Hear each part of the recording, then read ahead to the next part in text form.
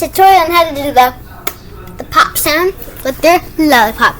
So first you need a big lollipop to like so you can wrap your lips around it. So I got sticky. But okay, so this is what you want to do. So you first want to cave your mouth, close it on the lollipop, just like this.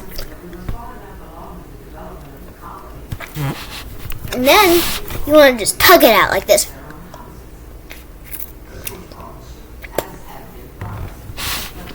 So basically you want to suck on it as you're pulling it out, just like this. Watch.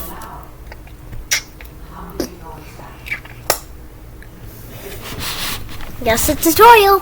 Bye, guys.